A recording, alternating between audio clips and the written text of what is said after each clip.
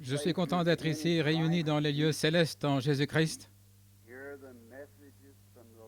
d'entendre les messages de la part du Seigneur, sachant que nous revivons les jours du mouvement de l'Église apostolique. Oh, j'en suis très content. Aujourd'hui, ça a été une journée merveilleuse. Nous avons eu quelques entretiens avec des gens et autres.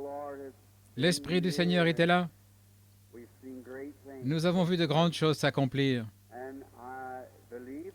Et je crois que nous sommes proches de la fin, vraiment proches, plus proches que nous ne le pensons en fait.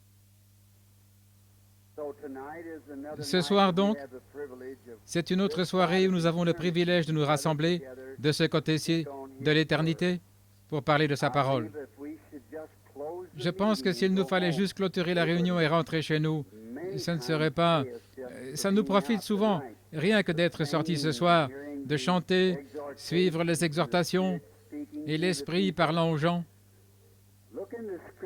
Consultez les Écritures et sondez-les. C'est ainsi que cela avait commencé. C'est ainsi que cela se terminera.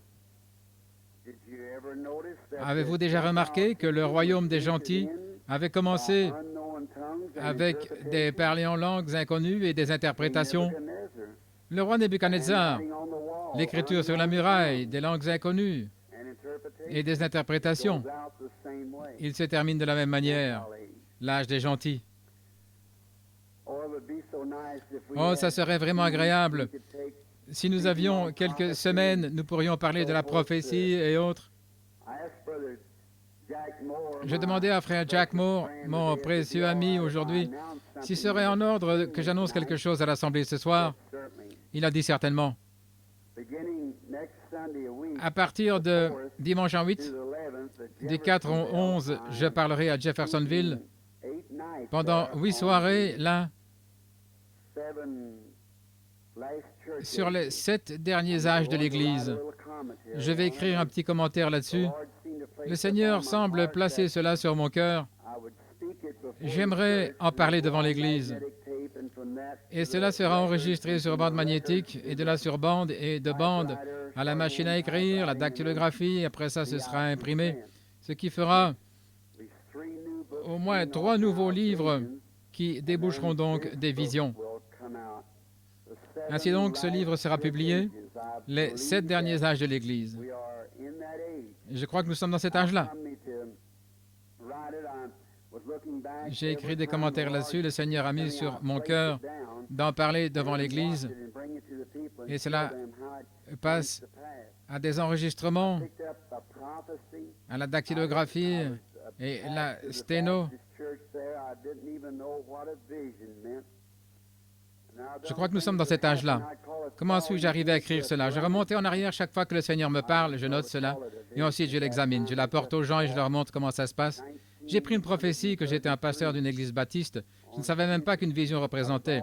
Et ces choses se produisaient, je les qualifiais de tomber en transe. Je ne savais pas que c'était une vision.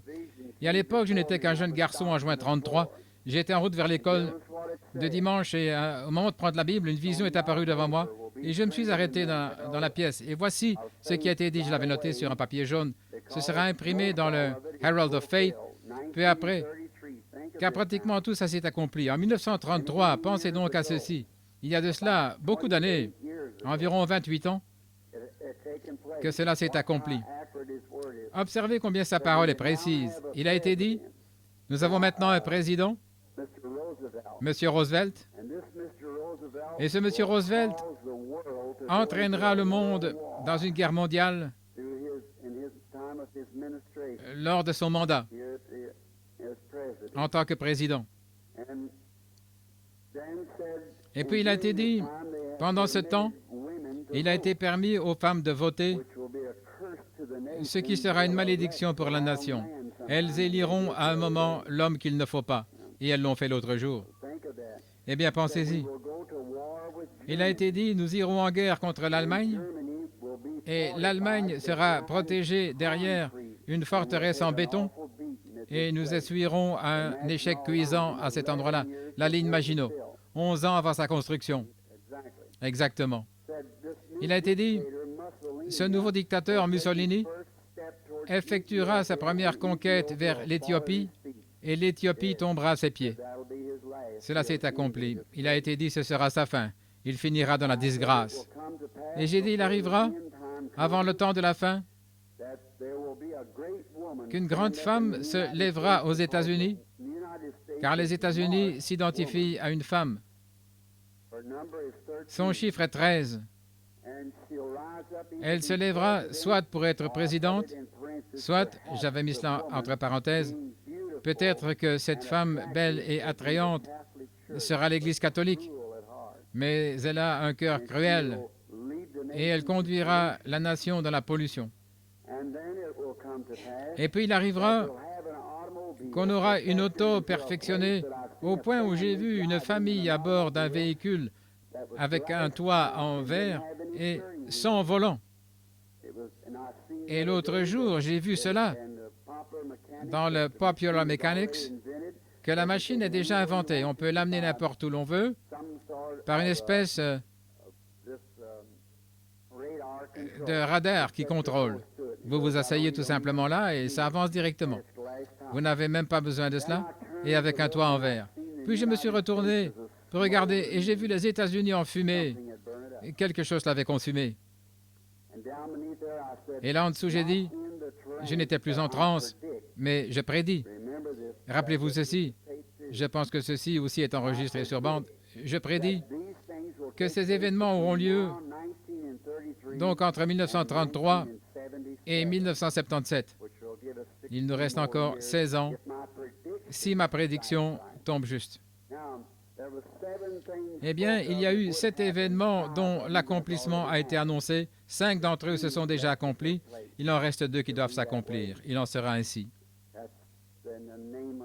C'est au nom du Seigneur, il en sera ainsi. Oh, il est grand.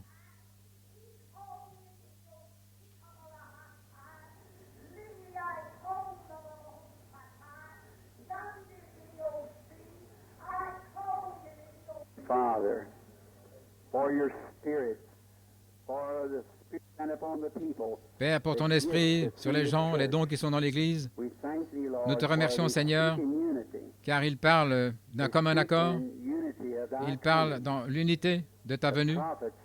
Les prophètes, ceux qui parlent en langue, les interprètes, tous nous avertissent. L'heure est proche, et nous croyons vraiment qu'il est plus tard que nous le pensons.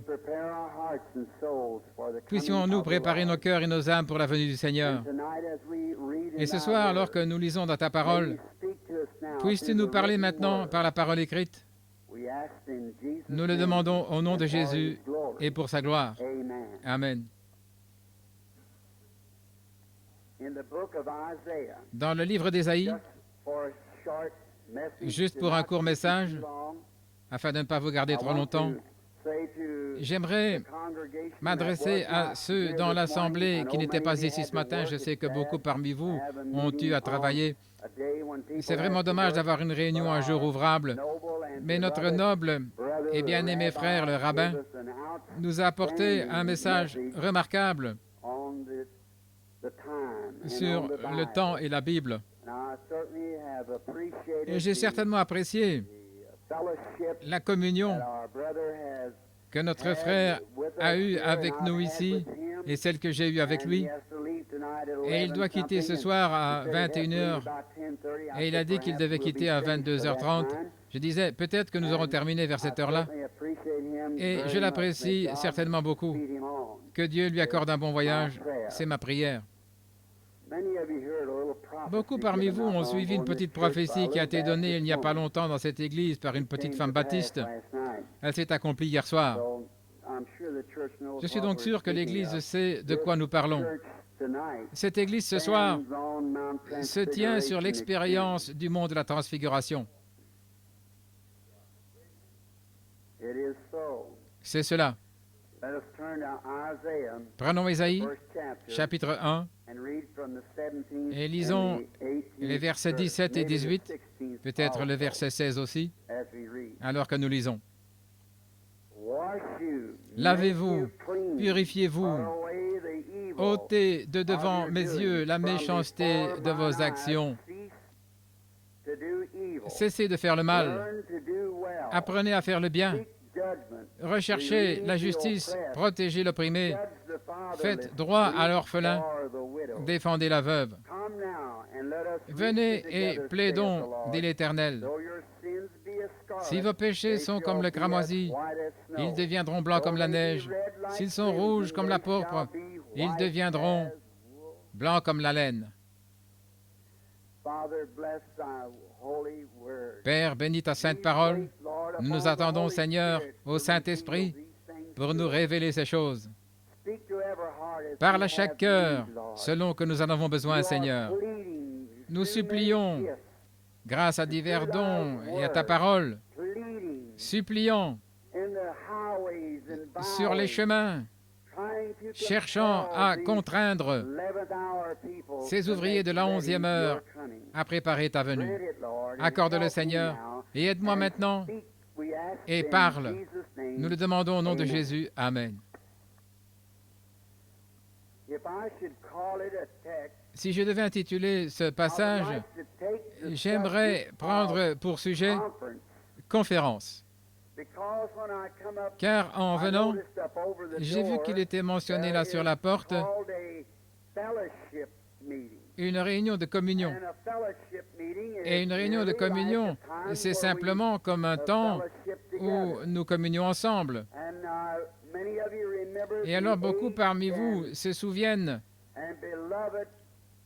de ce bien-aimé homme et serviteur de Dieu, avancé en âge du nom de F.F. Bosworth. Il était mon associé et un frère bien-aimé. Il est tout récemment rentré à la maison, à 100 ans pratiquement, à la rencontre du Seigneur. Et il avait toujours eu un grand sens de l'humour. Et quand je le rencontrais et que je lui parlais, il avait toujours un sens d'humour. Et il disait, « Frère Branham, sais-tu ce que c'est fellowship, la communion ?» Je disais, « Je pense que oui, frère Bosworth. » Il disait, « Ce sont deux fellows, deux compagnons dans un ship, dans le même bateau. » Je pense donc que c'est une très bonne expression. Eh bien, sa mort, vous avez appris sa mort, évidemment. Et je suis vite allé en hâte à Miami pour le voir. J'ai franchi précipitamment la porte et il se levait là. Je l'ai vu se lever. Il avait des cheveux blancs, sa petite tête chauve et il a tendu ses petits bras minces vers moi. J'ai couru, je l'ai saisi au cou et je me suis écrié, « Mon Père, char d'Israël et sa cavalerie. » Car s'il y a eu un homme à ma connaissance qui a ajouté de la dignité à l'Église pentecôtiste, c'était frère Bosworth, un grand homme de foi.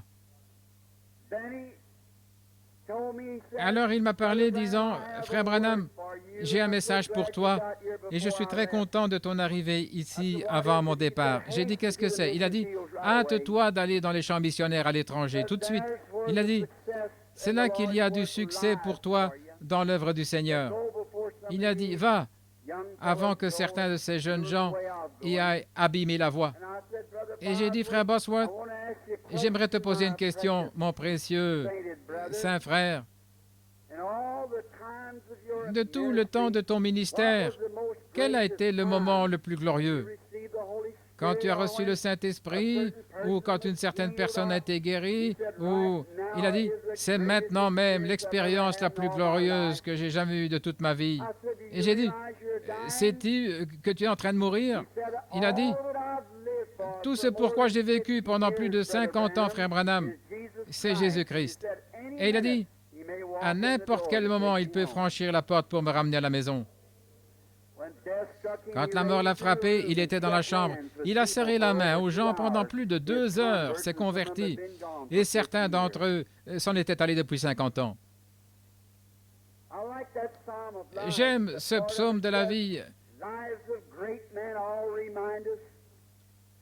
Sa partie qui dit la vie de grands hommes nous rappelle à tous que nous pouvons nous rendre dans notre vie sublime et en partant laisser derrière nous des empreintes de pas sur le sable du temps, des empreintes de pas telles que peut-être un autre pendant qu'il navigue sur cet océan solennel et de la vie, un frère naufragé ou accidenté, en les voyant reprendra courage. J'aime ça. Quand nous nous rassemblons pour discuter ces choses, dernièrement, nous avons entendu trop parler des conférences. Tout ce dont on a entendu parler dernièrement, c'est d'une conférence. On tient une conférence aux Nations Unies, des conférences partout dans le monde. C'est quoi, après tout, une conférence? À quoi sert-elle? C'est quand des hommes d'affaires ou les conducteurs des mouvements se rassemblent et cherchent à trouver des solutions au mieux de leurs connaissances. Généralement, une conférence est convoquée en temps de crise. En temps de crise, on fait venir les tout meilleurs intellectuels, des hommes qui semblent connaître mieux, et on les rassemble, des chefs des nations, des chefs d'organisation, des chefs de sociétés commerciales. Quand une crise surgit, on rassemble ces hommes, ils siègent et se servent de ce qu'ils ont de meilleur pour résoudre le problème. Et alors nous voyons que nous en avons eu une lors de la Seconde Guerre mondiale. Je pense qu'elle a été appelée la conférence des quatre grands. Il y a de cela quelques années, moins de 20 ans, on a eu la conférence des quatre grands. Parmi vous, beaucoup, hommes et femmes, peuvent se souvenir de cette conférence. Quand le monde entier connaissait un temps de crise, le monde oriental était aux prises avec le monde occidental. L'Allemagne et les nations nazies et les autres avaient convoqué tous leurs meilleurs cerveaux, les célébrités des nations, les meilleurs, et ils ont siégé. Je me rappelle un ami à moi, un prédicateur, un frère baptiste, un homme très bien, Dr. Pettigrew, à Louisville, dans le Kentucky. Il suivait le compte rendu de cette conférence-là. Et il a dit qu'il avait allumé sa radio, il suivait depuis la provenance du compte rendu ce qu'on essayait de décider. Et je pense que c'est ce que nous tous, nous devrions faire. Je pense que, comme les choses en sont à la fin, nous ne devrions pas seulement écouter, mais nous devrions prier. Prier pour les leaders de notre pays. Prier pour les gouvernants, afin que Dieu les dirige. J'ai assisté à l'une d'elles l'autre jour, et alors j'ai constaté qu'il y avait parmi nous 11 personnes assises à une table dans une grande cour fédérale. Et au bout de la table, il y avait un siège vide. J'y ai pris part, et je sais qui était assis là, à en juger par la suite. Mon Seigneur. Oh, je suis si content que la prière change les choses. Alors, lorsque nous étions, Dr. Pettigrew a dit qu'il parcourait le plancher en suivant le compte rendu. Et il a dit que quelqu'un avait frappé à la porte. Et c'était l'un de ces beatniks modernes. Une espèce de gens salopettes avec de longs cheveux et qui vont ça et là, vous savez, et je ne sais pas. Tout ce genre de choses insensées. Et il a dit, j'aimerais que vous m'accompagniez en ville. Je suis un écrivain, j'écris des poèmes. On ne veut pas acheter mes poèmes, a-t-il dit. Et vous êtes un homme influent. Et il a dit, venez m'aider en me recommandant. Et il a dit, mon brave homme, j'écoute la conférence des 4 grands. J'aimerais connaître leur résolution. Et ce Betnik a dit, oh, mes poèmes, mes chansons, je ne sais quoi de moderne, le rock'n'roll et le boogie-woogie, peu importe ce que faisaient les jeunes à l'époque, sont plus importants que ça. Ils ne savaient pas que si ça ne marchait pas là, il n'y aurait plus de nation pour avoir encore du boogie-woogie. Ou je ne sais pas comment on appelle cette chose. Oh, nous devrions nous intéresser à ces choses. Il y a une autre conférence, appelée la conférence de Genève. C'est quand on a eu à se rassembler encore avec les nations pour chercher des solutions, ce qui est la meilleure chose à faire. Et il y en a une tout récemment, appelée la conférence de Paris. Et généralement, on choisit un lieu, un bel endroit convenable. Tout récemment, j'étais à Genève, là où on avait tenu cette conférence. Et c'est un lieu où, on dirait, en regardant, on peut voir des choses qui les inspirent. C'est étrange. Quand une personne est sous tension, elle doit avoir quelque chose qui l'inspire. Les poètes gravissent des montagnes pour contempler le lever du soleil. Beaucoup se construisent une cabane quelque part. Les prophètes vivent dans le désert, loin des gens, quelque part, où trouver quelque chose qui les inspire. Alors la conférence de Genève a été tenue à un bel endroit, la conférence de Paris et les autres. Et ces conférences des nations sont très à propos et nous en tenons beaucoup. Et nous connaissons tout à leur sujet. Nous avons lu à propos dans des journaux, nous en entendons parler à la radio et à la télévision et dans d'autres médias que nous avons. Et nous savons à leur sujet. Mais pensons à quelques conférences que Dieu a tenues. Dieu a aussi tenu des conférences. Il dit ici, « Venez et plaidons, dit l'Éternel. Si vos péchés sont comme l'écarlate, ils deviendront blancs comme la laine, rouges comme le cramoisi, ils deviendront blancs comme la neige. Venez et plaidons. » Dieu veut avoir des conférences. Dieu tient des conférences. Dans les conférences du monde, les hommes se réunissent et ils mangent, boivent et se mentent les uns aux autres. Il y a une grande différence quand Dieu tient une conférence. Les hommes se rencontrent, ils jeûnent et prient, ils reçoivent les ordres du ciel et vont de l'avant.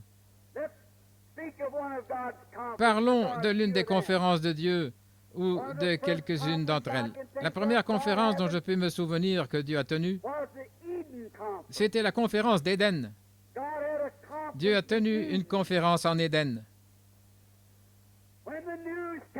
Quand des nouvelles sont parvenues dans la gloire que son fils était perdu, qu'il avait péché, qu'il avait tourné le dos à Dieu, les nouvelles sont parvenues au ciel. Sans doute que beaucoup d'anges voulaient descendre pour voir s'ils pouvaient faire quelque chose à ce sujet. Mais Dieu avait voulu tenir cette conférence-là lui-même. C'était son fils qui était en difficulté. Il ne pouvait pas confier cela à un ange. C'était une conférence importante. Et en ce jour-ci, où les théologiens prêchent et que les gens disent que Jésus n'était qu'un homme, que Jésus était juste un prophète ordinaire, qu'il n'était pas divin, eh bien, cela briserait tout le tableau. Il était plus qu'un prophète, il était Dieu descendu dans la chair pour tenir et faire la réconciliation. Ce n'était pas juste un homme ordinaire ou un prophète, il était le Dieu des prophètes. Il est descendu dans la chair. Et lorsque, assurément que cela montre qu'au commencement, la première conférence que Dieu a tenue avec l'homme, il est venu lui-même. Il n'a pas confié cela à quelqu'un d'autre. Quand Dieu est descendu racheter l'homme, il n'a point confié cela à un prophète. Il est venu lui-même, car il était l'unique qui pouvait faire cela. Et lors de cette grande conférence en Éden, Dieu descendit et considérait la nature de l'homme. Ça se vérifie aujourd'hui dans l'homme. Au lieu que ce soit l'homme qui cherche à s'avancer et à dire « Seigneur, j'ai péché », il se cache quelque part. Et souvent, comme Adam l'avait fait, il se confectionne une religion de feuilles de figuier, quelque chose qu'il fabrique lui-même, une espèce de credo qu'il aimerait répéter pour se cacher. Mais juste comme c'était avec Adam, il en sera de même avec tout homme qui s'est confié au credo. Il arrivera un temps où vous vous accrocherez à cela et votre credo et votre religion de feuilles de figuier ne cacheront pas vos péchés. Dieu a fait un chemin préparé. Avant qu'il puisse parler à Adam, il ne pouvait pas lui parler, ce dernier étant nu. Alors il a tué quelque chose a dû mourir, et quelque chose mourut pour servir de couverture, afin que nous puissions tenir cette conférence avec Dieu. Dieu a dû choisir un certain arbre dans le jardin d'Éden, et il a fait venir Adam et Ève. Il leur a jeté ses peaux de brebis ensanglantées, et il a dit « Portez-les ». Quelle conférence! Et quand la conférence a eu lieu, des décisions ont été prises. Donc nous qui prenons notre décision, nous devons agir en conséquence. Dieu a tenu la conférence avec Adam et Ève, et une décision a été prise que c'était Dieu. C'était le remède de Dieu. Et cela ne peut jamais changer. Il n'y a aucune église, aucun credo, aucun homme, aucun ange, aucun démon, rien d'autre qui puisse changer cela. Dieu s'est pourvu d'un chemin pour un pécheur afin qu'il se tienne dans sa présence. C'était au travers du sang versé d'un innocent. Et nous sommes tous nés dans le péché, conçus dans l'iniquité, venus au monde en proférant des mensonges. Nous ne pouvons pas nous sauver nous-mêmes par nos credos et autres, pas plus que nous ne pouvons tenir nos languettes et sauter à la lune. Nous sommes perdus. Et il n'y a personne parmi nous qui peut sauver un autre, aucun homme, aucun prophète, aucun prêtre. Il faut Jésus-Christ qui était Dieu dans la chair pour nous sauver. Et il a offert le sacrifice. Je le vois debout là, Adam, avec sa grande masse humaine, le reflet même de la santé. Quand j'étais en Grèce il n'y a pas longtemps, j'ai vu un tableau conçu par un esprit non converti, un grand artiste qui avait peint un tableau d'Adam et Ève. C'était un discrédit à l'humanité. Ève avait l'air d'un animal plutôt qu'une dame. De longs cheveux lui pendaient de côté, une bouche de travers et une jambe plus grosse que l'autre. Et oh, elle avait l'air horrible. C'est ça la conception d'un esprit non converti. Ève était la plus belle femme qui ait jamais marché sur la face de la terre. C'est lui qui l'a formée. Ses yeux étaient comme des étoiles des cieux. Et je la vois là debout, enveloppée de cette peau de brebis ensanglantée. Dieu montrait là, à cette conférence, ce qui était son plan de salut futur du monde entier. Observez Adam alors qu'il s'éloigne, ses peaux de brebis ensanglantées frappant contre ses grosses jambes d'homme et contre ses jambes à elle alors qu'il quittait sa présence. C'était seulement une préfiguration d'un tableau vers lequel nous pouvons tourner notre caméra maintenant, là à Jérusalem, un matin. Je peux écouter par la fenêtre et entendre du bruit. Qu'est-ce? C'est un sacrificateur qui dit « Finissons-en avec un tel homme ». Je peux entendre une petite femme courir devant la foule et dire « Qu'a-t-il fait? Sinon guérir les malades, ressusciter les morts, libérer les captifs. Et une grosse main cruelle l'a giflé à la bouche. Et l'homme a dit, allez-vous écouter une femme plutôt que votre sacrificateur? Un cruel fouet romain le fouettait. C'est une espèce de tableau horrible. Mais tirons les rideaux et regardons. J'entends quelque chose cogner dans la rue contre le pavé. Je regarde par la fenêtre. Et je vois un petit homme en robe blanche, sans couture, mise sur ses épaules, portant une vieille croix qui cognait sur la rue en descendant. Ses épaules étaient écorchées à vif. Et j'ai vu sur son petit vêtement des petites taches partout, et ces taches, lorsqu'il gravit la colline, deviennent de plus en plus grosses. Puis après, elles forment toute une seule tache. Et une grosse goutte de sang lui tombe sur les jambes. Qu'était-ce? Ce deuxième Adam. Cette semence de la femme. L'abeille de la mort bourdonnait autour de sa tête, alors qu'il gravissait la colline, sachant que bientôt, le diable allait certainement avoir là le voile sur les yeux. Le diable dit, comment un homme qui prétend être Dieu, comment peut-il l'être? Je l'ai défié de faire un exploit ou l'une de ces supercheries devant moi, de changer le pain ou les pierres en pain, il a manqué de le faire. Comment peut-il se tenir là s'il est un prophète et laisser un soldat romain mettre un lambeau sur son visage, le frapper à la tête avec un bâton et dire « Eh bien, si tu es un prophète, dis-nous qui t'a frappé !» et rester calme. C'est un comédien. J'avalais le piquet avec mon aiguillon de la mort. Je l'aurai cette fois-ci. Oh, comme il a échoué. Quand ils l'ont pendu à la croix, cette abeille bourdonnait autour de lui. Si jamais une abeille ou un insecte qui a un aiguillon, un dard, pique et enfonce profondément cet aiguillon, quand il se retire, il ne peut plus jamais piquer. Il perd son aiguillon dans la chair. La mort pouvait piquer un pécheur et s'en tirer, mais cette fois-là, elle a laissé son aiguillon dans la chair d'Emmanuel. Et elle a perdu l'aiguillon.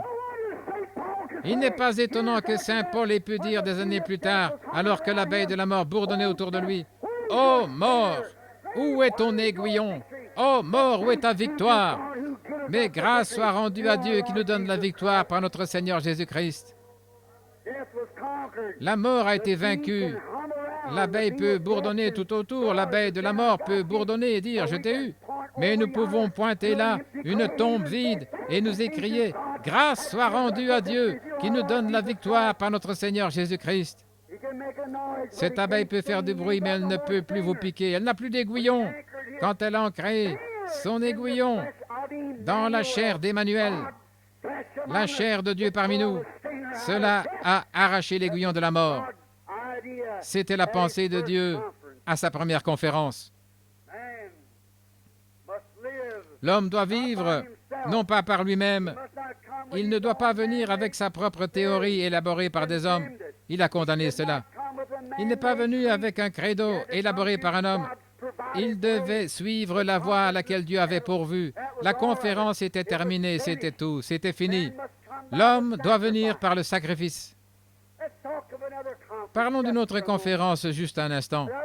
Il y a une autre conférence. Nous pourrions nous en souvenir de plusieurs, mais je vais juste en aborder 2 ou 3 pendant quelques instants. Souvenons-nous de la conférence au buisson ardent. Il y a une fois la conférence au buisson ardent. Le peuple de Dieu avait été amené en Égypte, et là nous savons comment Joseph avait été vendu, un type parfait de Christ, et comment nous l'avons vu congédier tous les gens des nations tout autour de lui pour se faire connaître à ses frères. Un très beau tableau du jour dans lequel nous vivons, où l'Évangile retourne de nouveau à Israël. Jésus se fera connaître aux Juifs en l'absence des gentils.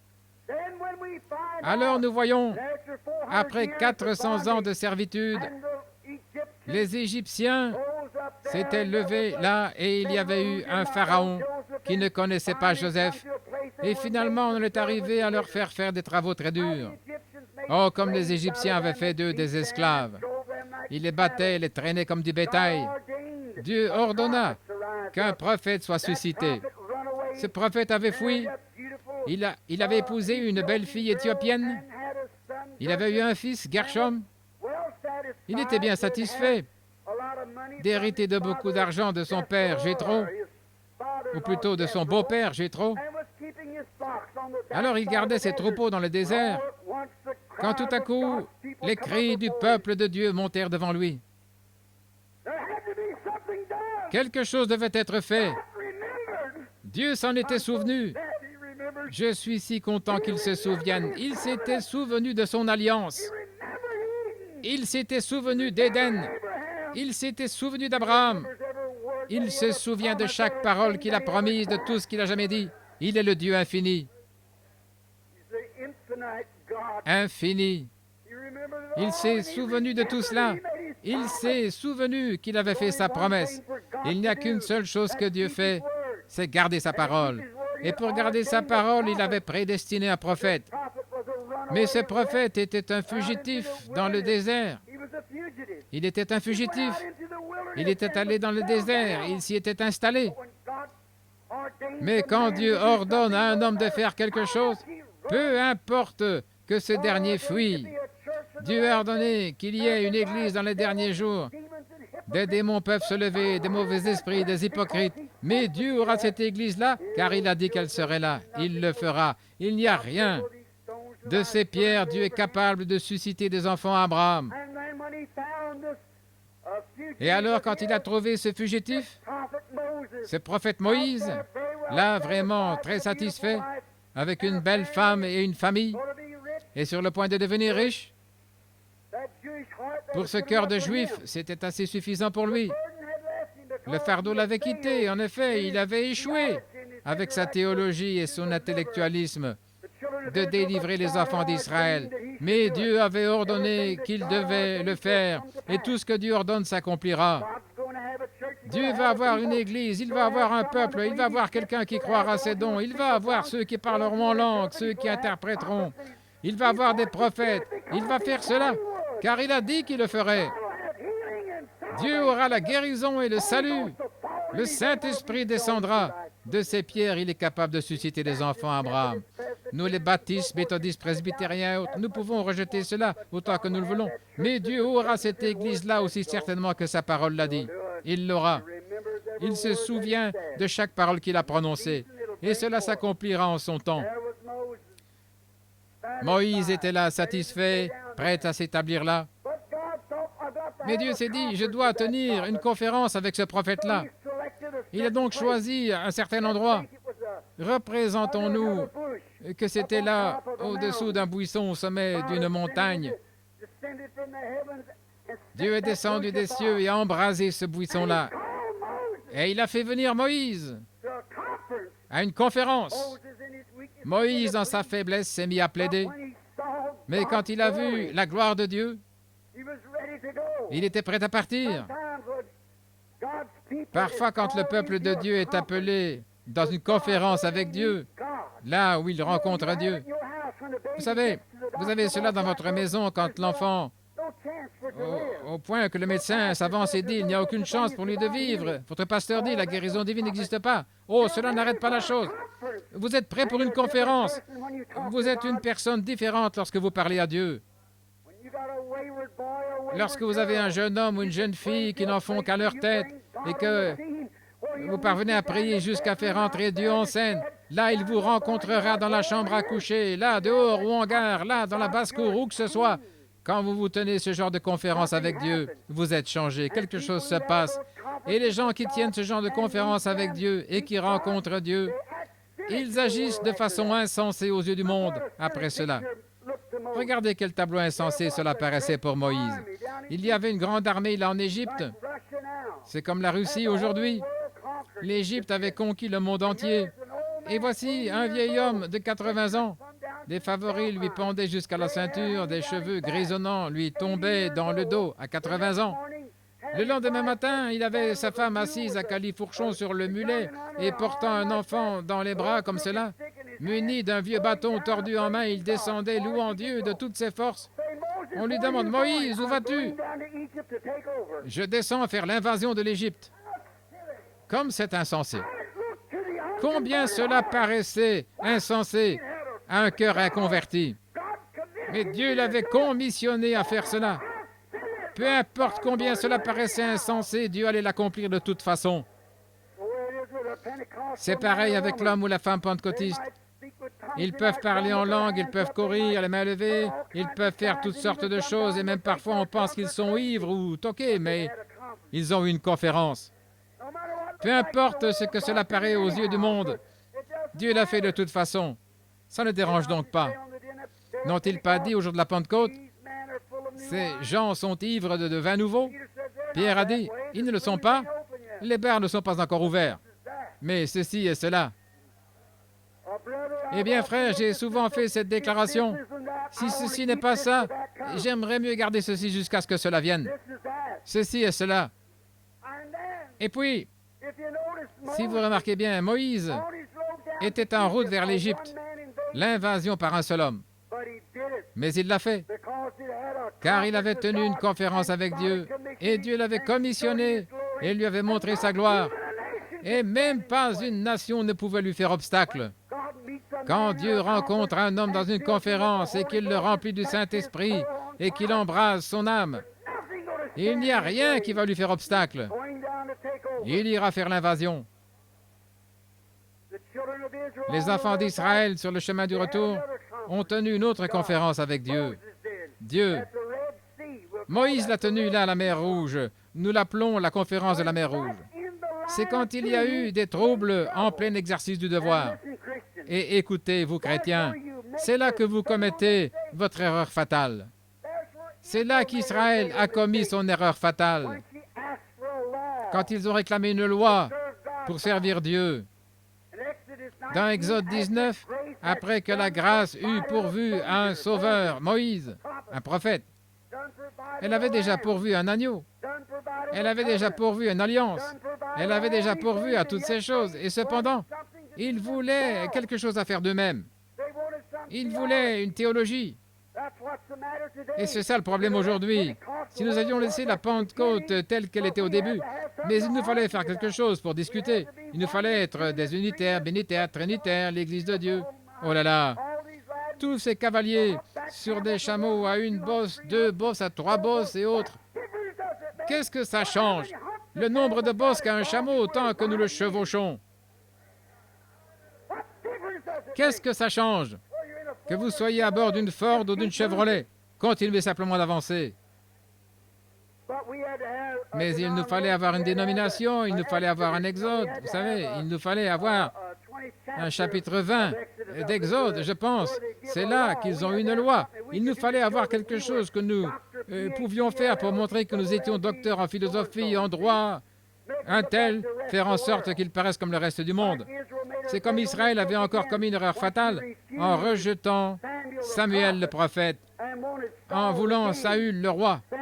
Samuel les avait fait venir et leur a demandé, « Vous ai-je déjà pris de votre argent?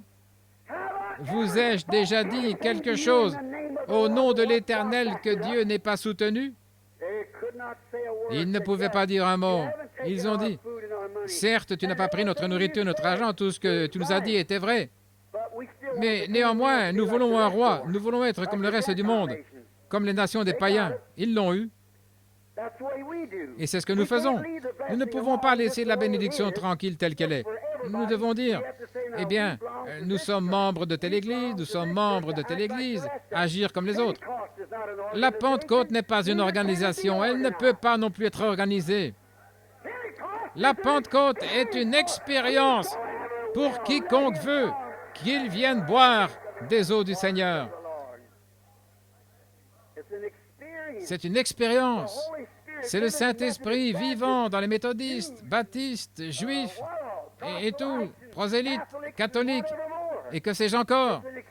C'est une expérience que nous avons lorsque nous tenons une conférence avec Dieu. Parlez-en avec lui. Ils en sont donc arrivés en plein exercice du devoir à buter à la mer Rouge qui leur barrait le chemin. Généralement, lorsque vous tenez une conférence avec Dieu et que vous vous mettez à faire quelque chose, le diable bloque cela. Il vous rendra tellement malade que vous ne pourrez pas vous lever. Il amènera chaque voisin à parler de vous et à vous traiter de saint exalté. Il fera quelque chose à ce sujet et vous dira que vous allez là pour devenir démodé, vous laisser pousser vos cheveux, vous allez devenir vieux jeu, un vieux numéro. Les jeunes filles avec lesquelles vous jouiez au bridge autrefois penseront que vous n'êtes plus aussi jolie qu'avant. Et qu'est-ce que ça change? Si vous tenez une conférence avec Dieu, vous arrêterez de jouer au bridge de toute façon. C'est vrai, c'est vrai. Mais nous voyons que nous voulons être comme les autres. Nous voulons agir comme les voisins, les Jones. Nous faisons la compétition, on peint les marches en rouge, observez les voisins peindre les leurs en rouge. Vous achetez une Chevrolet et vous la vantez, observez le voisin se débarrasser très vite de sa Ford. Il doit simplement agir comme vous, voyez-vous. Vous devez agir comme lui. Vous voulez faire la compétition quant aux expériences. J'ai souvent dit que peu m'importe si mon pantalon n'est pas assorti à mon veston, ma cravate à ma chemise, je veux que mon expérience s'accorde avec la Bible de Dieu. C'est ce que l'Église devrait faire. C'est ce qu'ils avaient fait à l'époque et c'est ce que je veux maintenant. Pourquoi prendre un substitut alors que les cieux de la Pentecôte sont pleins de la chose réelle? Pourquoi voudriez-vous prendre quelque chose qui n'est pas réel? Prenez ce qui est réel, car Dieu est prêt à déverser. La promesse est pour vous et pour vos enfants. Je prêcherai là-dessus demain soir, le Seigneur voulant. Que celui qui veut vienne. Et en plein dans la ligne du devoir, vous buterez un obstacle. Oh, je pense que toute la nature avait bien frémi. Eh bien, regardez quel spectacle. Moïse était là avec Israël dans la ligne du devoir, avec une colonne de feu qui les conduisait. Et elle les avait conduits là en plein dans un piège. Dieu aime amener son peuple dans des pièges pour voir ce qu'ils feront. Chaque fils qui vient à Dieu doit premièrement être éprouvé et châtié. Il les amène là. Il vous amène ici. Il vous laisse tirailler entre deux opinions. Eh bien, cela peut-il être de la télépathie mentale? Est-ce possible? Voyez-vous, il vous place dans un piège pour voir quel genre de décision vous allez prendre. C'est vrai. Sondez les Écritures. Jésus a dit, ce sont elles qui témoignent de moi. C'est vrai. Eh bien, Dieu laisse cela arriver. Eh bien, il a amené Israël droit au piège. Les montagnes et les déserts de part et d'autre, l'armée de Pharaon à leurs trousses, des milliers de chars et des lances, face à un groupe d'humbles, petits et pauvres esclaves non armés, sans rien descendant vers la mer morte, ou plutôt la mer Rouge, jusque sur ses rivages. Et voici la poussière des chars se lever. Et il y avait des montagnes de part et d'autre. Pas d'issue. On dirait que Dieu était un piètre militaire pour vous avoir laissé son peuple sans retraite. C'est ce qu'il fait parfois. Il laisse le médecin s'en aller en disant « Vous n'allez pas vivre, vous allez mourir, ce cancer va vous tuer, vous n'allez jamais sortir de ce fauteuil. » On dirait qu'il vous abandonne sans retraite. Mais il est votre retraite. Retournez dans ses bras. Dieu, il est mon refuge. Il est ma tour forte. Le nom de l'Éternel est une tour forte. Le juste s'y réfugie et se trouve en sûreté. Et tour de refuge, il est notre refuge. Je n'ai aucun autre refuge en dehors de lui. Je n'aimerais pas connaître un autre refuge. Il est mon refuge. Il est le rocher dans une terre aride. Un abri en temps d'orage. Je me souviens de la première fois où j'ai parlé en langue. Je prêchais à l'église baptiste de Milltown. J'étais là prêchant, alors j'étais tout excité, et tous ces baptistes assis là me regardaient. Et le Saint-Esprit est venu sur moi, et j'ai bondi en plein milieu de l'allée, je me suis mis à parler en langue. Je me suis dit, eh bien, que se passe-t-il maintenant? Je ne savais rien à ce sujet. Et puis j'ai entendu mes lèvres dire ceci, je suis le rocher dans une terre aride, la tour, le refuge en temps d'orage. Oh, combien j'étais émerveillé. Tous se regardaient les uns les autres comme des oies dans une cour. Ils en avaient l'air. J'ai senti la même chose, car je ne savais pas. Mais je sais que quelque chose m'était arrivé. Oh, j'avais trouvé la tour où se cacher. Depuis lors, je n'ai jamais désiré autre chose que ce lieu-là. Ce lieu béni où me cacher. Dans la ligne du devoir, sous les feux de l'ennemi, ils étaient là. On dirait que toute la nature tremblait pour eux. Quel temps? Qu'est-ce que... comment procéder en tant que chrétien? Que faire en pareil temps? Tenir une conférence. C'est exact. Quand l'Église en arrive au point où celui-ci fait telle chose, celui-là telle autre chose, tous en dessus-dessous, ne quittez pas l'Église. Tenez une conférence.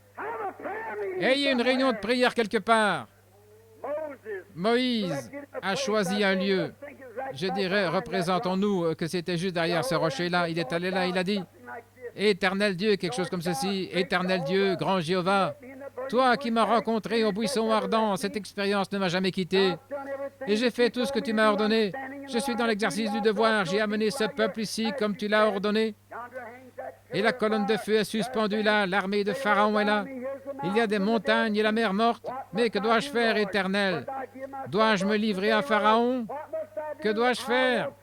Je veux que toi, je peux voir des anges commencer à prendre place sur chaque rocher tout autour. Oh, quelle conférence! Peu après, l'Esprit du Seigneur, je peux voir cette colonne de feu se déplacer. Qu'était-ce? Il y avait une décision à prendre. Qu'allons-nous faire? Céder, retourner, essayer encore, retourner dans les dénominations et dans le monde? Absolument pas. Il a dit, lève-toi! Dieu ne recule jamais. Il ne renvoie jamais son peuple à ce que Moody avait dit, ou Sankey, ou Finney. Allez de l'avant! Amen. Le problème aujourd'hui, c'est que la science va découvrir Dieu avant nous. Ils font des recherches dans leur domaine.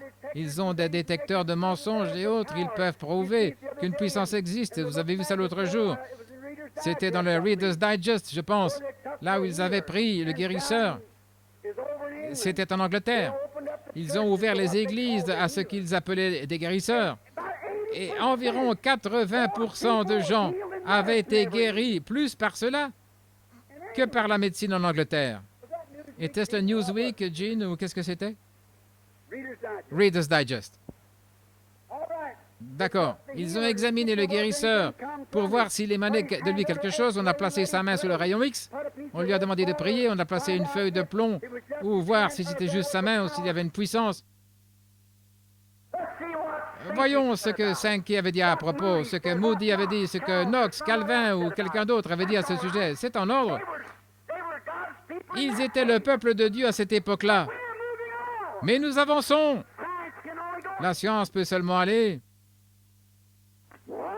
Si vous dites à cette montagne de se déplacer et que vous ne doutez pas dans votre cœur, mais que vous croyez que ce que vous avez dit arrivera, vous pourrez recevoir ce que vous avez dit.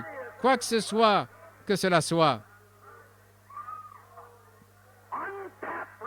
Des ressources inexploitées. Un homme a dit il n'y a pas longtemps, il a dit « Je n'aimerais pas déranger Dieu. Vous savez, je sais qu'il est trop occupé. » C'est du non-sens. Je ne voudrais pas. Eh bien, vous ne pouvez pas épuiser les bénédictions de sa bonté. Pouvez-vous vous représenter un petit poisson d'à peu près 2 cm là en plein océan Pacifique et dire « Je ferais mieux de boire cette eau avec parcimonie, car je risque d'en être à court. » Pouvez-vous vous représenter une petite souris d'à peu près cette taille dans les grands greniers d'Égypte dire « Je ferais mieux de manger, de réduire ma ration, juste 2 grains par jour. Je risque d'être à court avant la nouvelle récolte. » C'est ridicule. Eh bien, c'est 2 fois plus ridicule que ça, 1000 fois plus, de penser que vous pourrez épuiser les miséricordes du Dieu miséricordieux. Eh bien, il cherche à frayer son chemin par force. Demandez beaucoup afin que votre joie soit parfaite. Il n'y a aucun moyen de l'épuiser. Comme une pompe. Plus vous pompez, plus l'eau devient fraîche. Oh, j'aime ça. Continuez simplement à pomper. Vivons là au goulot où la gloire jaillit. J'aime ça. Alors Moïse a crié à l'Éternel et l'Éternel a dit « Lève-toi et avance !» Et quand Moïse est avancé droit et qu'il a mis son pied dans l'eau, alors la mer Rouge s'est ouverte. En se retirant, Israël a traversé vers une grande victoire. Ils avaient une conférence. C'est ainsi qu'il nous faut toujours nous y prendre, tenir des conférences. Et il me parler d'une autre très vite. Il y a eu beaucoup dont nous pourrions parler, mais n'en mettons absolument pas celle-ci. Il y a une fois une conférence de Gethsémané. Quand cela devait avoir lieu, après qu'une vie victorieuse eut vaincu la maladie, vaincu tout dans le monde, il arriva à Gethsémané et le Père devait vérifier pour voir s'il tenait vraiment à aller jusqu'au bout ou pas. Quand il a amené ses disciples, ils se sont tous endormis. Ils s'étaient couchés et ils s'étaient endormis. Mais Jésus est allé un peu plus loin. C'est ce qu'il fait toujours. Vous parcourez juste une partie du chemin et vous le voyez aller un peu plus loin, tout le chemin. Il est devant vous tout le temps, frayant la voie. Il est allé juste un peu plus loin et quand il est arrivé là, il s'est agenouillé à côté d'une pierre. Représentons-nous cela. Je peux voir Gabriel descendre, sa grande épée à son côté. Je peux voir Absinthe. Je peux voir d'autres grands anges éclairant les rochers tout autour. Qu'était-ce? Une table de conférence était dressée. Alors ce Saint-Esprit de Dieu que nous voyons dans le tableau de Gethsémane, cette lumière-là, en fait Dieu est lumière, El Elohim, celui qui existe par lui-même. Quand il est descendu dans sa présence, veux-tu aller jusqu'au bout de ceci, fils? Les anges écoutaient. Quelle en sera l'issue? Le monde entier repose sur ton épaule. Veux-tu payer le prix? Ou que veux-tu faire? Tu peux t'en tirer maintenant, même sans la mort. Le calvaire est là devant toi. Là, on te crachera au visage et on t'amènera au calvaire, toutes ces choses. Tu mourras agonisant avec une couronne d'épines sur la tête et ton sang coulera. Es-tu disposé? Est-ce que tu le veux? Voyons quelle conférence. Quelle serait la réaction? Tous les anges étaient là, se demandant ce qui se passait alors. La décision a été prise. Qu'est-ce que c'est? Pas ma volonté, mais que ta volonté soit faite. Oh, les anges ont déversé leur bénédiction et se sont mis à le servir alors, le préparant pour cette heure grave. Une conférence avait été tenue, une décision avait été prise. Je suis si content de cette décision. Que peuvent mes petites décisions insignifiantes si je vais le servir ou pas? Amis pécheurs, quelle sera votre décision ce soir, alors que Dieu est en train de frapper à votre cœur quand une telle décision doit être prise par vous? Quelle est votre réaction à sa demande? Venez à moi, vous tous qui êtes fatigués et chargés, je vous donnerai du repos. Quelle serait votre réaction à cette décision? Quelle serait votre réaction? Dieu a avec vous maintenant même une conférence. Qu'en est-il de vous, homme ou femme malade? Dieu tient une conférence avec vous. Me recevrez-vous? Croirez-vous ma parole? Vous me voyez avec puissance et en action. Vous m'entendez parler à travers ces lèvres des hommes et des femmes mortels qui m'ont abandonné leur vie et j'ai promis que, moi, quand je serai élevé, je donnerai des dons aux hommes. Il l'a promis, vous voyez ma parole être accomplie. Si je tiens cela, je tiens toute ma parole. Une conférence est en train de se tenir maintenant même. Il la tient avec vous. Vous devez prendre une décision. Dieu attend votre réaction. Je te servirai, Seigneur. J'ai besoin du Saint-Esprit. Sinon, je ne l'aurai pas. Je l'emporterai. Je crois que tu m'as guéri, Seigneur. Dieu attend d'entendre votre décision. C'est vous qui devez la prendre. Il a déjà pris la sienne. Il a prouvé avoir pris la sienne. Maintenant, vous devez prendre la vôtre. Je dois prendre la mienne. Cette Église doit prendre la sienne. Nous devons tous prendre nos décisions. Qu'allez-vous faire à ce sujet? Gethsémane. Après sa mort, son ensevelissement, sa résurrection, il y a une autre conférence qui a été tenue. Voyons bien vite ces conférences. Nous allons terminer dans un instant. Il y a une fois une conférence qui a été tenue à la Pentecôte. Les gens qui avaient marché avec Jésus et qui l'avaient entendu parler des bénédictions, et il avait été promis que la puissance viendrait. Dieu leur avait parlé avant de quitter la terre. Il avait dit, cessez de prêcher, ne chantez plus, ne faites rien d'autre maintenant. J'aimerais que vous montiez là dans la ville de Jérusalem et je veux que vous attendiez là, car nous allons avoir une conférence dans la gloire. Le Père, tous les anges et moi, nous allons avoir une conférence et nous allons prendre la décision. Attendez là, nous vous dirons comment l'Église doit être dirigée. Je peux entendre les apôtres dire, eh bien, nous allons probablement avoir quelques évêques et des souverains sacrificateurs et nous aurons toutes ces choses, vous savez. Ils ont dit, nous allons bien monter et attendre de voir quelle décision il y aura. Nous verrons si nous sommes censés former des organisations, si c'est l'évêque qui va la diriger, ou le pape, ou un grand homme. Nous verrons ce qu'il choisit. Je me demande si c'est moi qui suis grand. Je me demande si c'est moi. L'autre dit, je serai au-dessus de tout cela. Il m'a impressionné. Il s'appuyait sur mon épaule, il avait fait ceci. Oh, cela leur a pris 10 jours à se préparer pour cela. Pendant qu'ils attendaient cela, ils furent tous d'un commun accord. C'est ce que nous devons faire ce soir. C'est ce que nous devons faire à cette conférence. Vous tous, méthodistes, baptistes, presbytériens, luthériens, catholiques, que sais-je encore, nous devrions tous être de commun accord. attendons d'entendre le compte-rendu. Et après cela, le lieu le plus glorieux où cela pouvait être tenu, c'était dans la gloire. Dieu descendit et la conférence fut tenue. Comment l'Église doit être dirigée? Doit-elle être dirigée par des évêques, des organisations, par des outils mécaniques? Comment doit-elle être dirigée? Ils étaient 120, tous dans la chambre haute, attendant. Le compte-rendu vint.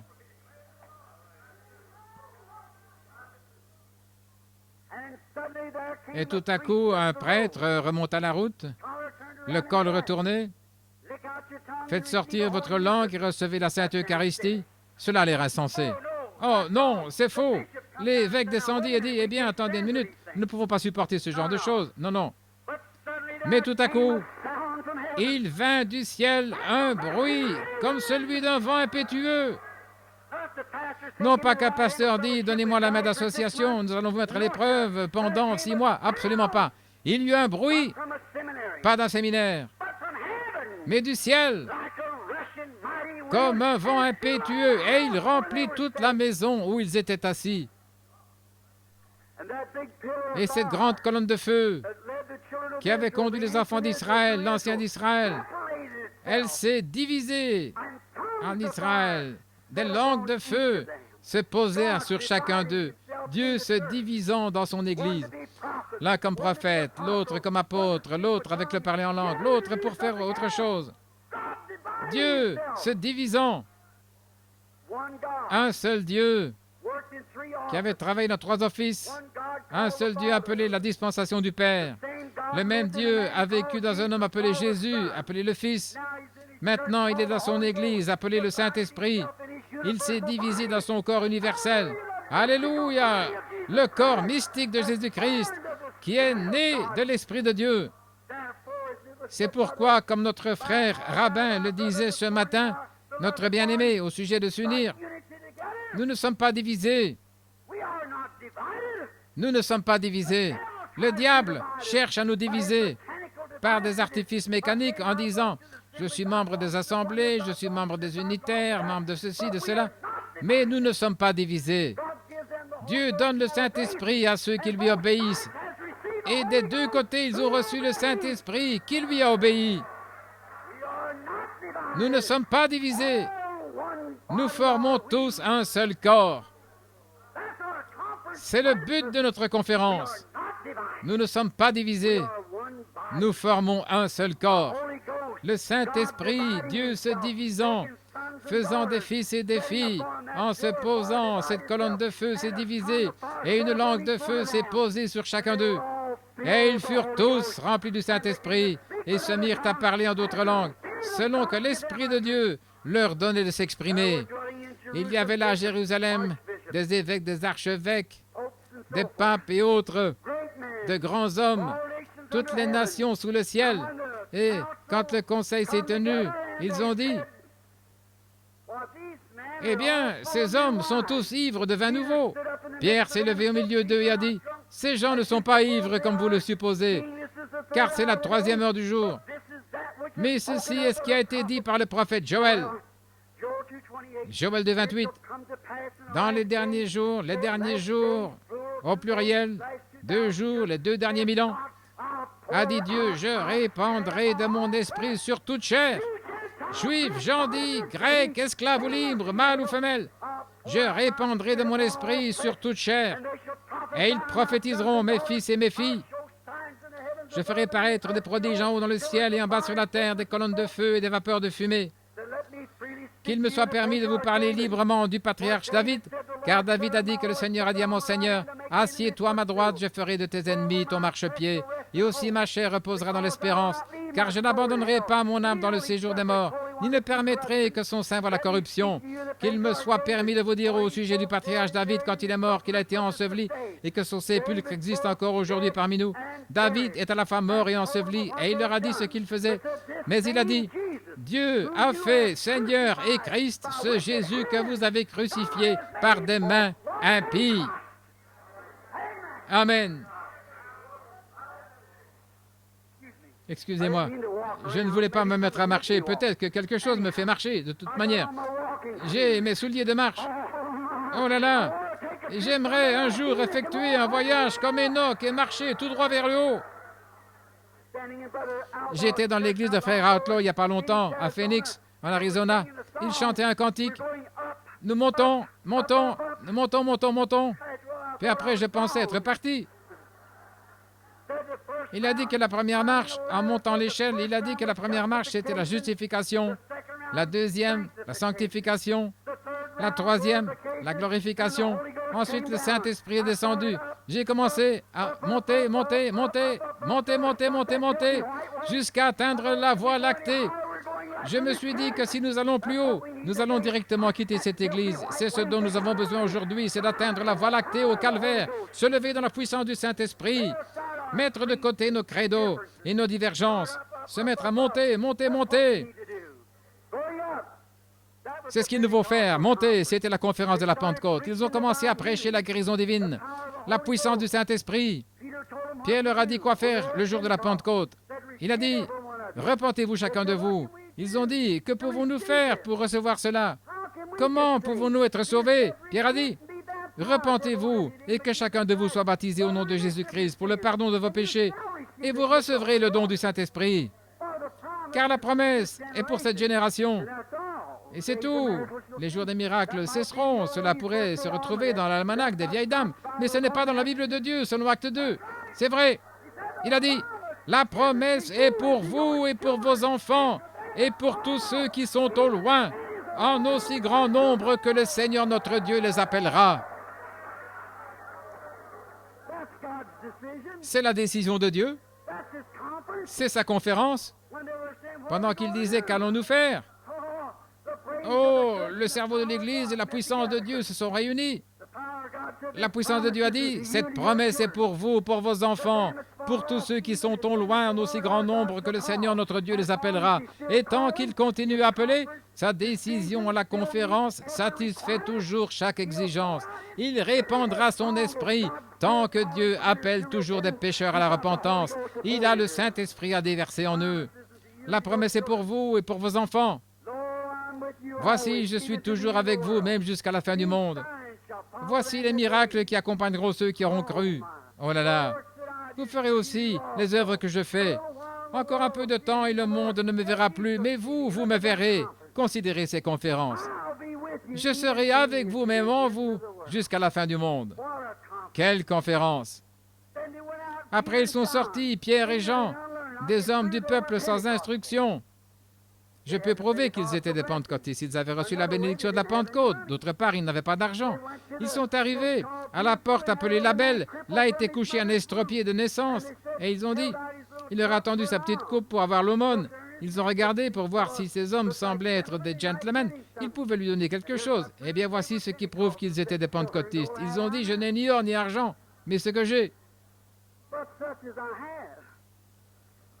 Oh, frère, prenez votre or et votre argent et donnez-moi cela. Prenez toute votre théologie du séminaire et donnez-moi cela.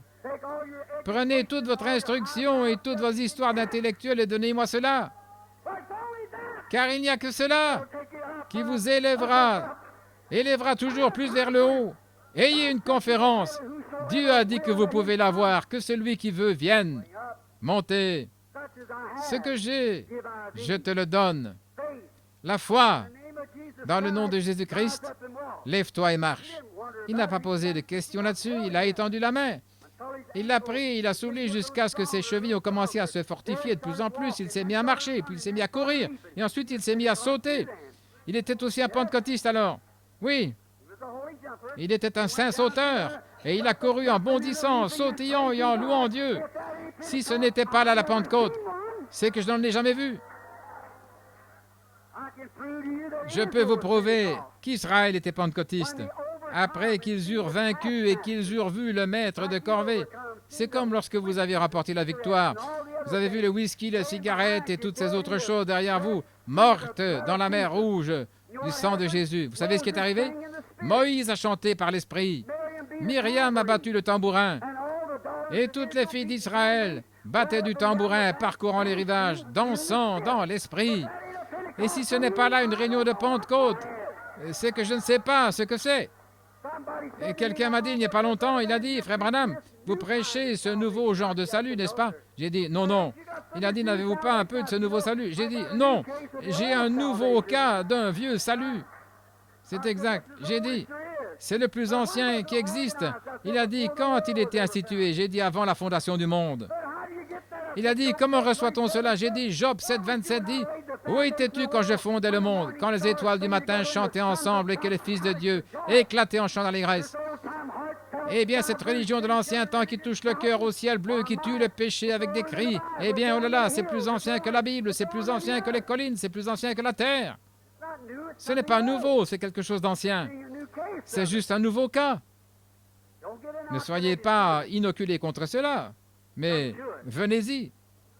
Ainsi donc, ils étaient, comme d'habitude, vous avez des journaux qui se mettent tous à critiquer, ou quoi qu'il en fût, et ils les ont traînés devant le conseil du Sanhédrin, et ils ont tenu une conférence, comme le Monde, comme celle de Genève et les autres, et ils ont dit, qu'allons-nous faire de ces hommes? Ils ont dit, ils peuvent aller prêcher, mais ne mentionnez pas le nom de Jésus. Ne prêchez plus en ce nom-là. Ils les ont battus, ils les ont menacés, ils ont dit, si jamais nous vous entendons mentionner encore Jésus, nous allons vous faire quelque chose d'horrible.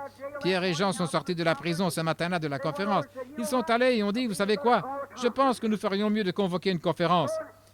Ils allaient donc convoquer une autre conférence. Eh bien, baptisons-la la conférence d'Acte 4.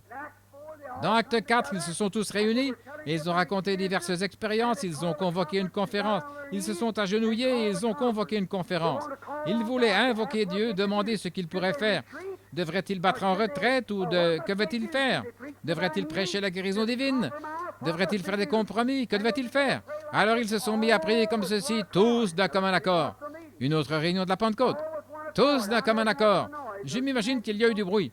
Ne vous l'imaginez pas aussi? Tout le monde disait, pourquoi ce tumulte parmi les nations, de vaines pensées parmi les hommes? Étends les mains de ton Saint-Fils Jésus pour guérir les malades. Et quand on a commencé à tenir cette conférence-là, ils se sont mis à invoquer Dieu. Le compte rendu vint.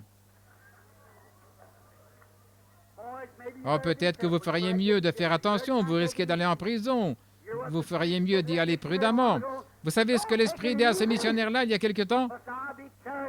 Il n'y a pas à s'y prendre prudemment. Dois-je être ramené à la maison au ciel avec aisance pendant que d'autres ont combattu pour gagner le prix et ont navigué sur des mers de sang? Pourquoi nous attendons-nous à être ramenés au ciel dans un panier de fleurs? Laissez-moi combattre, laissez-moi montrer les cicatrices. C'est comme un article ou un petit livre de poèmes que je lisais. On raconte que César passait à bord d'un grand char et il voulait qu'un de ses soldats, un soldat honorable, chevauche à ses côtés dans les rues lors de ce grand jubilé. Tous les guerriers ont orné leurs plumes, astiqué leurs boucliers et leurs casques, s'apprêtant à passer à côté de César, les passant en revue pour voir qui il avait choisi pour chevaucher à ses côtés lors de cette grande parade. Et il est dit que tous ces guerriers marchaient parfaitement droit, puis s'arrêtaient pour leur salut. César les a vus tous passer. On dit qu'après, un petit soldat infirme au visage tout couvert de cicatrices est passé. Il se sentait honteux, la tête un peu baissée, il s'éloignait. Alors César a dit, une minute là, reviens ici. Et le petit soldat s'est avancé, il s'est prosterné sur les genoux, il a dit, oui, grand empereur. Il a dit, où as-tu ces cicatrices? Comment es-tu tout couvert de cicatrices? Il a dit, je les ai eues sur le champ de bataille en combattant pour mon empereur. Il a dit, monte ici à mes côtés. C'est toi qui mérites la chevaucher. Peu m'importe que je sois docteur en théologie, en philosophie, je veux avoir des cicatrices pour montrer que j'ai été au combat. C'est ce que les chrétiens devraient faire. Ne choisissez pas les choses fleuries et faciles. Je suivrai la voie avec les quelques méprisés du Seigneur. J'ai commencé avec Jésus au Seigneur, amène-moi jusqu'au bout. Presque 30 ans dans le champ de travail maintenant. Trop avancé pour reculer. Oh, j'aimerais continuer, quelle que soit la fin. Cela est entre les mains de Dieu. Ils ont eu une conférence et quand ils ont fini de prier, la Bible dit que la maison où ils s'étaient assemblés trembla effectivement et ils ont prêché la parole de Dieu avec audace. Eh bien, encore une conférence et puis nous allons terminer. C'est la conférence. Peut-être que vous n'avez pas assisté à la conférence de Genève. Peut-être que vous n'avez pas assisté à l'une de ces conférences dont nous avons parlé. Mais voici à laquelle vous allez assister. C'est le jugement. Vous allez assister à la conférence du jugement. Vous allez devoir y assister. Que vous soyez prêts ou pas, c'est à laquelle nous allons tous assister, car la Bible déclare « Il est donné à l'homme de mourir une seule fois, après quoi vient le jugement. » Nous y arrivons tous. Vous feriez donc mieux de trouver miséricorde avant de commencer, si c'est possible, car ce sera trop tard ce jour-là. Vous ne pourrez alors pas trouver miséricorde. Il y aura une conférence de jugement et chaque âme y sera pour répondre des œuvres qu'elle a faites dans cette vie. Et vous y serez tout aussi certainement que Dieu a écrit la Bible, que Dieu a créé les cieux et la terre. Amis, aussi certainement que nous sommes dans cette salle ce soir, et plus certainement, vous assisterez à cette conférence-là. Et vous allez implorer la miséricorde, mais vous n'en obtiendrez pas. C'est aujourd'hui que vous obtenez la miséricorde. Mais un temps arrivera alors à la conférence où vous serez jugés sans miséricorde par un Dieu furieux et dans sa colère. Et si le juste se sauve avec peine, que deviendront l'impie et le pécheur? Permettez-moi de vous montrer à quel point nous sommes près de la conférence du jugement. Avez-vous remarqué dans l'autre conférence dont j'aimerais parler juste une seconde, juste l'aborder brièvement? Ils ont tenu là l'autre jour, je ne sais pas si vous le savez ou pas. Quelques personnes, nous qui sommes en contact avec Dieu, je pense que nous devrions éclairer nos membres sur ce qui se passe. Vous vous souvenez de cette conférence qu'a tenue l'autre jour? Khrouchtchev avait enlevé son soulier, il avait frappé. Là. Avez-vous saisi ce qui s'est passé? Rappelez-vous, il y avait 5 pays communistes représentés là et 5 pays occidentaux du monde libre représentés là. Remarquez, Daniel avait eu une vision. La tête d'or, c'était Babylone. Observez comment cela est descendu. Observez, suivez l'histoire dans la Bible. Et le suivant, c'était la poitrine ici en argent, les Médo-Perses. Ensuite, c'était en airain. Chaque fois, ça devenait de plus en plus dur. Cela montrait que l'image des gentils ne pouvait pas subsister parce que l'or, c'est le plus lourd de tous. C'était lourd là en haut. Ça ne peut pas subsister. Et chaque fois, et l'or est le plus mou. Ensuite vient l'argent, et puis l'airain et après le fer. Chacun de ces royaumes a succédé à l'autre exactement comme la Bible avait dit qu'il se succéderait. Et remarquez, il dit ensuite qu'au temps de la fin, avant que la pierre soit détachée de la montagne, l'image avait 10 doigts. Eh bien, cela fait 5 à chaque pied et 2 gros orteils, 4 et 5 ensemble. Et comme on le voit maintenant, ils étaient mélangés, le fer et l'argile. Rappelez-vous, c'était un royaume des nations. Tout le monde sait cela, que c'était le fer et l'argile. Ils ne se mélangent pas. Comme le fer et l'argile ne se mélangent pas, ceux-ci non plus ne se mélangeront pas ou ne s'uniront pas. Ils ne peuvent s'allier. Avez-vous remarqué? Savez-vous que le nom Khrouchtchev, ce qui signifie en russe, c'est la poussière de la terre, l'argile. Il était en tête de ces royaumes. Savez-vous ce que Eisenhower signifie, la tête de ceci? Le fer. Le fer et l'argile ne peuvent pas se mélanger. Il a ôté son soulier, il a frappé. Il n'y a pas de mélange. Ils ne peuvent pas se mélanger. Ils ne s'allieront pas l'un et l'autre. Voyez-vous, les amis, la chose suivante qui reste, c'est que la pierre se détache. La venue du Seigneur, pour rouler jusqu'à frapper cette image et l'écraser, tous ces royaumes seront pulvérisés et s'envoleront comme du chaume dans l'air de battage en été. Nous sommes au temps de la fin, frères, sœurs. Ne pouvez-vous pas voir où nous sommes? Écoutez, ainsi dit le Seigneur. Repentez-vous. Je prédis 3 rideaux au nom du Seigneur. Il y en a un qu'on appelle le rideau de fer. Ça sera la Russie. Observez la Chine rouge, ce sera le rideau de bambou. Ils sont horribles, mais observez le rideau de pourpre qui se lève aux États-Unis à travers le monde. L'Empire romain, le plus cruel de tous. Rappelez-vous au nom du Seigneur. Éloignez-vous-en. Éloignez-vous de tout ce qui est attaché. Fouillez vers le rocher. La venue du Seigneur est proche. Nous avons besoin d'une conférence. J'ai besoin d'une conférence pour parler de ces choses avec Dieu. L'Église est au bout de son chemin. Prions.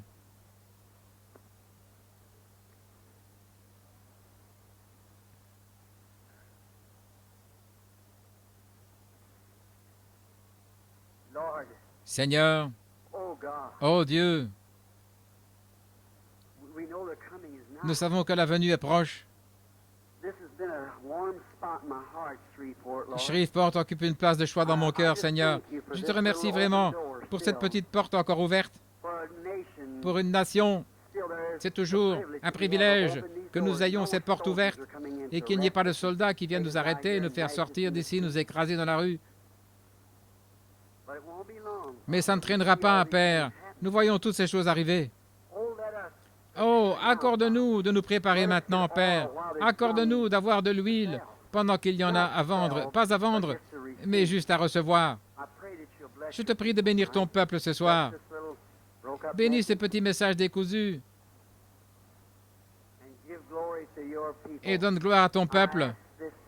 Je le demande au nom de Jésus. Amen. Voyons, je ne sais pas ce qu'il en est des cartes de prière. Où est Billy Paul?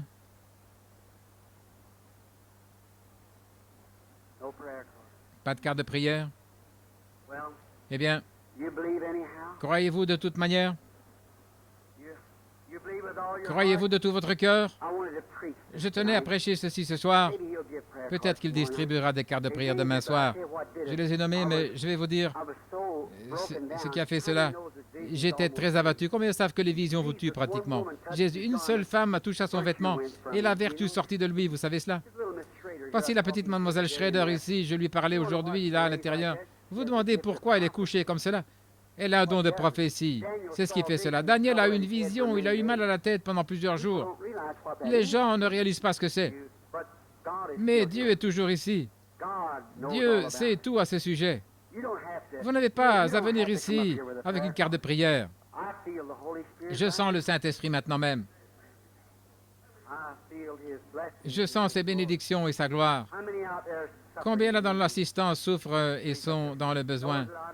Levez la main. Ceux qui savent que je ne les connais pas, je ne sais pas si je peux vous trouver tous ou pas.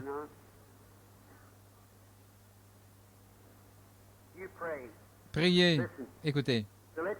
Pour vous faire savoir, comme nous parlions aujourd'hui, vous rappelez-vous qu'il y a en fait 3 races de gens dans le monde, nous le savons, n'est-ce pas? Ce sont les descendants de Cam, Sem et Japheth. C'est tout à fait vrai. Les Juifs, les gentils, les Samaritains. Vous vous rappelez, Pierre, le jour de la Pentecôte, il avait les clés. Savez-vous cela? Jésus l'a dit. Et il a ouvert le royaume aux Juifs à la Pentecôte. Et Philippe est descendu en Samarie. Il les a baptisés tous. Mais cependant, le Saint-Esprit n'était pas encore descendu sur aucun d'eux. C'était une autre nation. Ainsi donc, ils ont envoyé chercher Pierre et Jean qui descendirent leur imposer les mains. Ils reçurent le Saint-Esprit. Chez Corneille, celui-ci a été contraint par un ange d'envoyer appeler Pierre. Après cela, le Saint-Esprit a été accordé à chaque race de gens, alors, aux Juifs, aux gentils, aux Samaritains. Rappelez-vous, quand Jésus était ici sur la terre, il a accompli son signe de Messie devant les Juifs. Ils ont reconnu cela. Nous avons vu cela hier soir, vous vous rappelez? Il a accompli cela devant les Samaritains. Ils l'ont reconnu. Mais à aucun moment, il n'a accompli cela devant les gentils. Pourquoi? On a eu 2000 ans d'évangile. Eh bien, votre tour est arrivé. De même, les Juifs avaient eu 2000 ans. Ils ont dû voir cela. Les Samaritains et beaucoup, et les autres, ils ont dû voir cela. Ils n'attendaient pas. Eux attendaient le Messie. Mais nous, les gentils, nous ne l'attendions pas. Nous étions des Romains et des païens portant un morceau de bois sur le dos, adorant des idoles. Nous n'attendions pas de Messie. Le Messie vient à ceux qui l'attendent. Il s'est manifesté comme Messie. Et aujourd'hui, les gentils affirment l'attendre, mais ils manquent de le voir. Il s'est manifesté comme Messie par ce qu'il a accompli. Et chaque croyant dans la Bible qui a vu cela, qui était ordonné à la vie éternelle, a cru. Et s'il est le même hier, aujourd'hui, éternellement, le Dieu infini, et qu'il laisse l'Église des nations entrer dans leur royaume, sur base de leur théologie, il serait injuste. Certainement, car il a permis à ces nations-là de le voir. Mais il a promis d'apparaître dans ces derniers jours. Où est-ce, frère Branham? Ce qui arriva du temps de Sodome arrivera de même à la venue du Fils de l'homme. Vous rappelez-vous que le frère a parlé ce matin de 3 anges qui étaient descendus? 2 d'entre eux étaient allés à Sodome. Il y a toujours 3, c'est par Trinité. La Trinité, c'est 1, voyez. Remarquez, il y avait les Sodomites incroyants, le monde. Il y avait Lot, le chrétien tiède, le croyant. Il y avait Abraham, celui qui avait été appelé à se séparer d'eux, Abraham, l'élu. Abraham, croyez-vous cela? Regardez, 2 anges, des prédicateurs modernes, descendirent et prêchèrent. Ils n'avaient pas accompli les miracles, ils les avaient simplement frappés d'aveuglement, et la prédication de l'Évangile frappe en fait l'incroyant d'aveuglement. Mais l'autre fut sauvé. Mais Abraham représentait en ce dernier jour l'Église élue, l'Église dans laquelle le surnaturel s'opère. Observez cet ange-là, ce qu'il a fait. Eh bien, nous savons tous, sans faute, que ce n'était pas un ange, c'était Dieu lui-même. C'était la théophanie. Dieu. Abraham l'a appelé Elohim, Dieu. Et il est resté à l'écart et a parlé à Abraham. Eh bien, observez le signe qu'il avait donné à Abraham. Non pas quand le monde fut détruit par l'eau. Vous vous rappelez, quand il a été détruit par l'eau, il a dit que ce qui arriva du temps de Noé, il mangeait, buvait, se mariait, donnait en mariage. C'était du temps de Lot.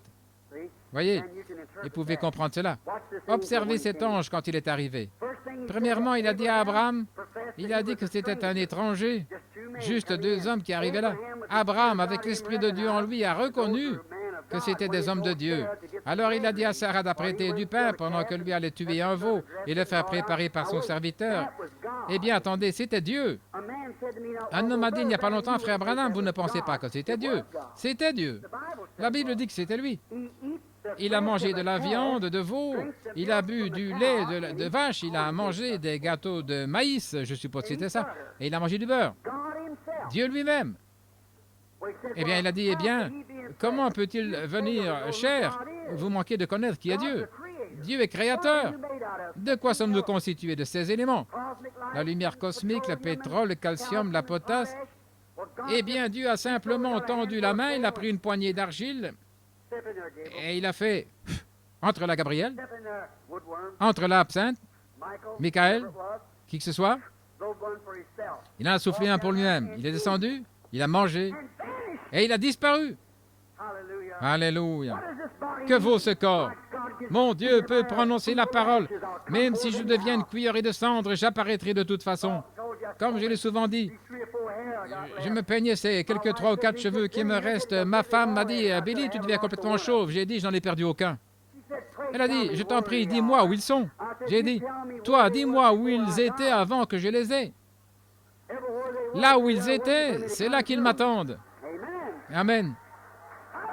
Alléluia. Qu'est-ce? Vous pourrissez, chaque cheveu de votre tête est compté. Je le ressusciterai dans les derniers jours. Alléluia. Mon corps gisait sur cette terre avant même qu'il y ait la vie sur la terre. Du calcium, du pétrole et de la matière.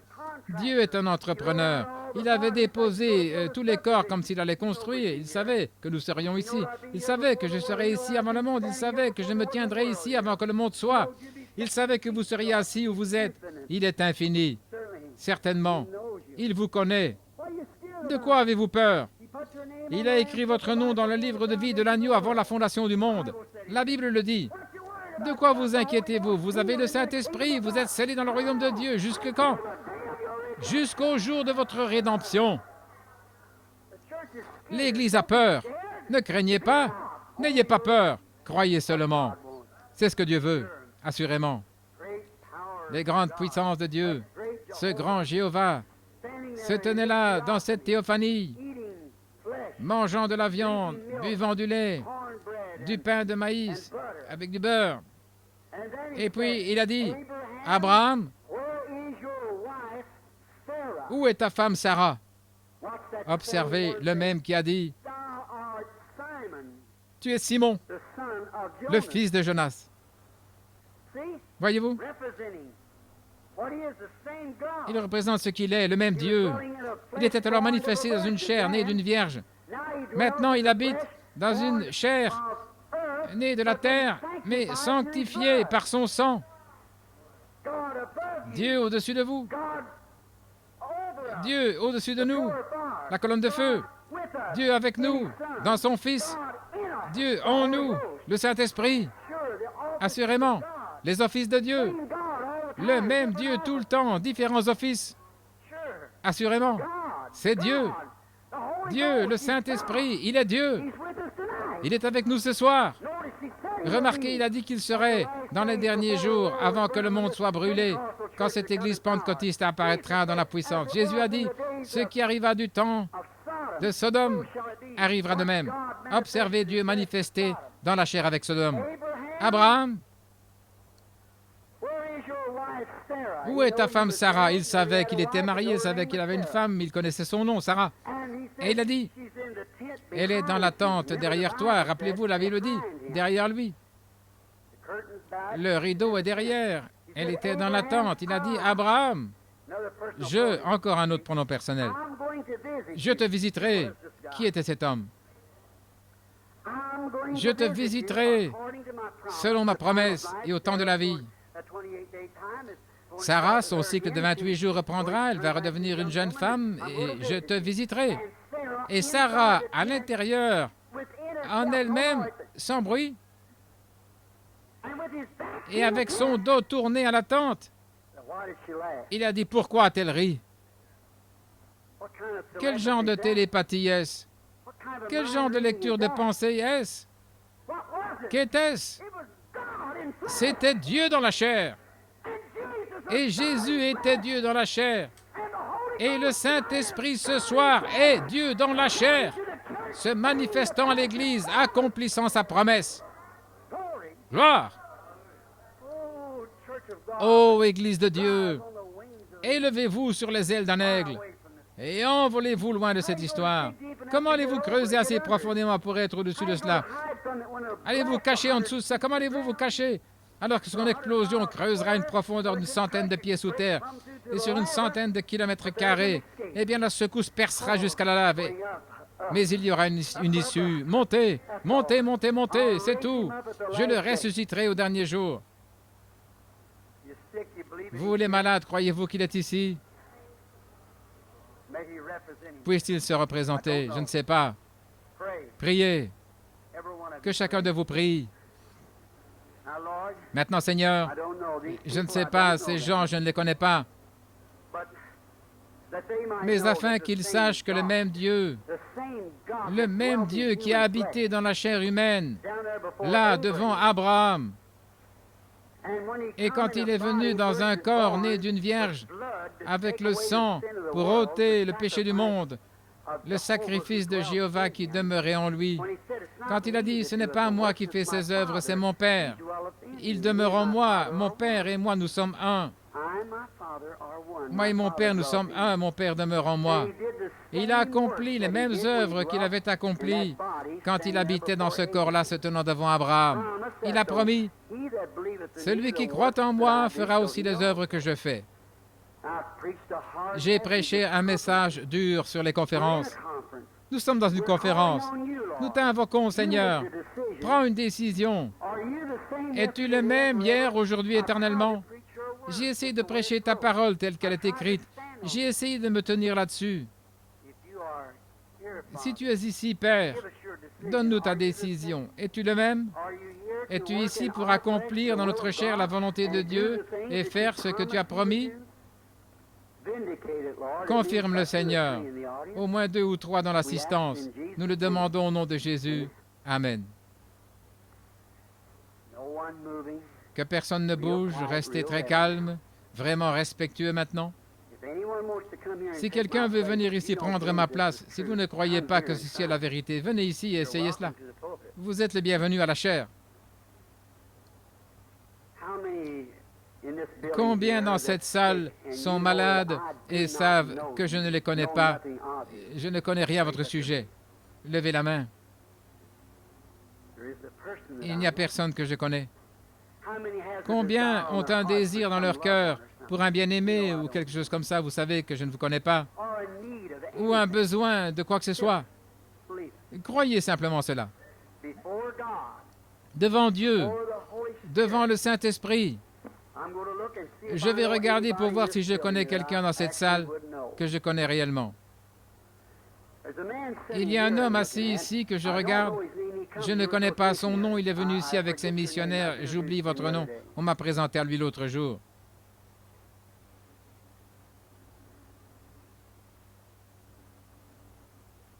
This man here Cet homme waves at ici me me once fait in a while, signe but de I la main don't de know temps him. à autre, mais je ne le connais pas. I don't know who Je ne he sais pas is. qui il est. I'm just looking Je at suis this juste en train de picture. regarder pour être sûr. I know Sister Schrader Je sitting connais here. Sœur Schrader, Jackie, assise ici. Évidemment, Jackie, la fille de Frère Moore. There's my daughter-in-law, Et il y a ma Lois. belle-fille, Lois. And isn't this N'est-ce the pas lady là here la from femme up at Hot qui vient Springs à that I Hot talked to Springs, this morning? dont j'ai parlé ce matin? Humbert. Sœur Humbert, What's that? que dites-vous? Humbert. Humbert, I know her. je la connais. Outside of En that, I dehors don't de know ceci, je ne connais personne là dans l'assistance. I'll catch the platform Je prendrai ceux qui seront à l'estrade peut-être demain soir. All right? D'accord?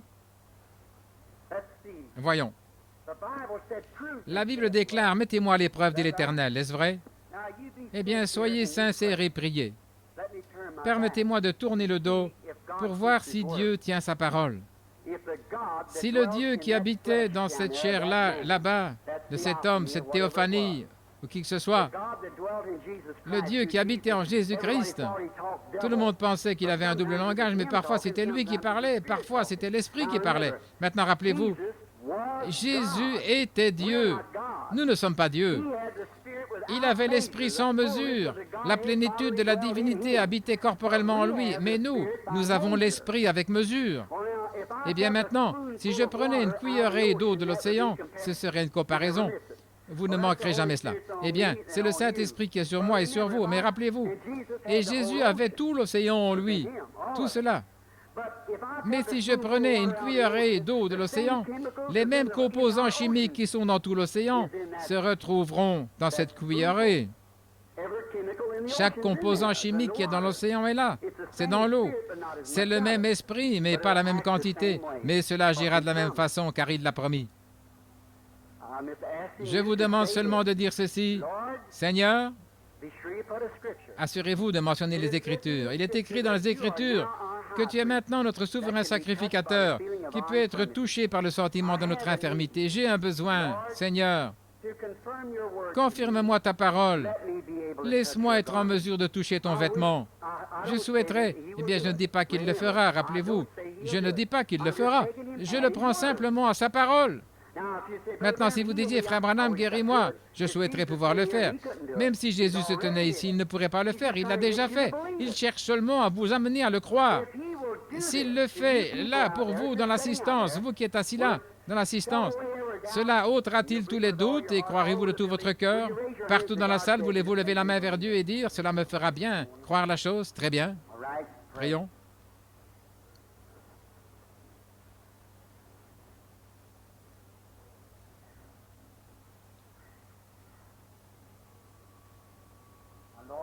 Maintenant, Seigneur, ceci n'est pas pour un spectacle. C'est pour confirmer ta parole. Tu tiens ta parole, j'en crois chaque portion. Maintenant, il y a des hommes et des femmes là dans l'assistance qui sont bien dans le besoin, comme les gens l'étaient à l'époque où tu étais sur la terre, comme la femme qui touche à ton vêtement, et tu es dans la gloire ce soir, assis à la droite de la majesté divine, et tu es le souverain sacrificateur qui peut être touché par le sentiment de nos infirmités. Nous ne pouvons pas guérir, nous savons que nous ne sommes pas des guérisseurs, mais manifeste-toi comme étant toujours Dieu. Et que quelqu'un, Seigneur, ait assez de foi pour te toucher en ce moment-ci. Je te prie de m'accorder à moi, ton indigne serviteur inutile, de pouvoir me détendre et de me mettre hors du chemin, afin que tu puisses proclamer tes mystères à ton Église pour confirmer cela. Père, Moïse n'était pas digne de descendre en Égypte, mais tu l'avais choisi. Pierre, le pécheur, n'était pas digne d'être apôtre, mais tu l'avais choisi. Nous ne le sommes pas par nous-mêmes. Je ne suis pas digne. Nous avons été rachetés. Ton serviteur, aucun de nous n'est digne, mais tu nous as choisis. Qu'il arrive ce soir, Seigneur, que la partie difficile de ta parole soit accomplie, que les gens sachent que tu es Dieu et que je leur dis la vérité. Maintenant, les gens attendent et se demandent, et la Bible déclare clairement, s'il y a quelqu'un parmi vous qui est prophète, je lui parlerai. Si ce qu'il dit est la vérité, s'accomplit, alors écoutez-le. Père, je dis ceci afin qu'ils croient le message que leur prêche. Je te prie de confirmer ce que j'ai dit de toi. Maintenant, parle, Seigneur, pour montrer que j'ai dit la vérité. Accorde-le, Père, alors que je m'attends à toi, pour cette traction de foi venant de quelque part, au nom du Seigneur Jésus.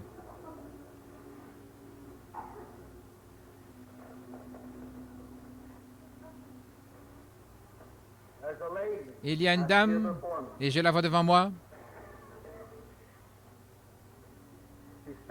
Elle souffre de l'arthrite.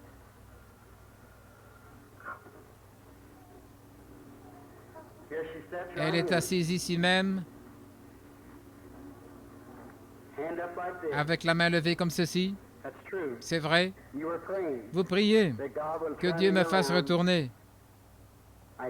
Eh bien, il l'a fait. Votre arthrite est finie. Je ne connais pas cette dame, je ne l'ai jamais vue. Sommes-nous inconnus l'un à l'autre, madame? Je ne vous connais pas, vous ne me connaissez pas. Afin que vous croyiez que je suis son prophète, je veux dire, son serviteur. Ce mot achoppe beaucoup de personnes. Regardez-moi et croyez. Qu'en est-il de ce jeune homme?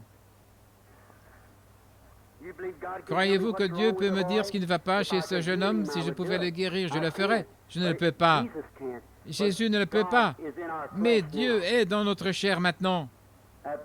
Ce jeune homme souffre de rhumatisme articulaire aigu, si c'est vrai, levez la main. Il en souffrait parce qu'il n'en souffre plus maintenant.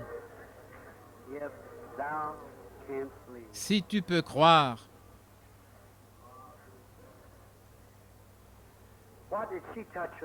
Qu'est-ce qu'elle a touché alors que j'avais le dos tourné? Elle a touché le souverain sacrificateur. Croyez-vous maintenant? Que quelqu'un prie. Croyez. Ayez foi.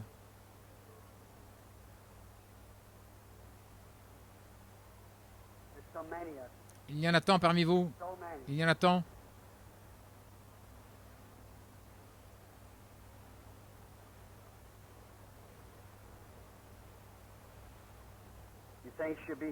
Pensez-vous qu'elle sera guérie de ce cancer-là? Votre tante? Croyez-vous qu'elle se rétablira? Elle n'est pas ici, mais vous étiez en train de prier pour elle, une tante qui souffre du cancer. Croyez et elle se rétablira. Ayez simplement foi. Ne doutez pas. Croyez de tout votre cœur. Dieu répond à la prière. Croyez-vous cela? Ayez foi en Dieu. Quelqu'un dans cette section quelque part, peu importe où vous êtes, priez. Oh, Jéhovah Jireh, Jéhovah Rapha, le Dieu des visions, le Dieu de la puissance, le Dieu que nous connaissons en Jésus-Christ. Qu'il en soit ainsi, Père. Oui. Maintenant, voyons si je peux trouver quelqu'un.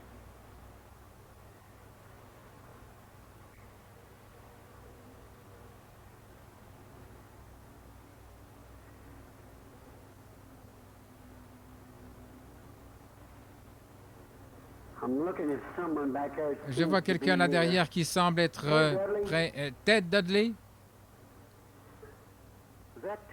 Est-ce Ted qui est assis là? Je pensais que c'était lui. Ted est juste ici. C'est juste derrière vous. Une dame là derrière. Oui, voyez-vous, ce n'est pas elle qui est malade. Elle prie pour son fils. C'est vrai. C'est une dame avancée en âge. Il habite dans le Mississippi. Un pécheur pour qui vous priez afin qu'il soit sauvé. Je ne l'ai jamais vu de ma vie. Ces choses sont-elles vraies, madame? Levez la main. Dieu opère-t-il toujours dans la chair humaine? Qu'en est-il de vous tous derrière? Dans cette partie-là, croyez-vous? Là derrière, priez de tout votre cœur.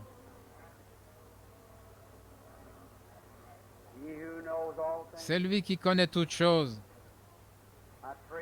Je te prie, Seigneur, connaissant le cœur des hommes, pas afin que les hommes se fassent connaître, comme tu as parlé en langue ce matin, mais le message a dit qu'il y avait un prophète au milieu de nous.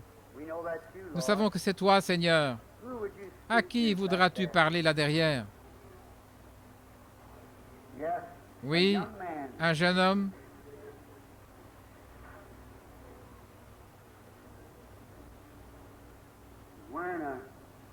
qui porte une chemise boutonnée jusqu'en haut et sans cravate. C'est une chemise de sport.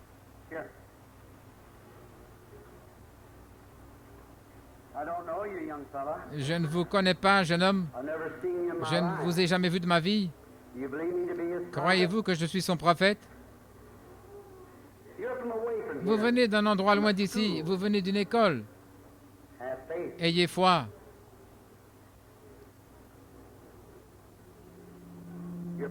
Vous priez pour votre petit frère.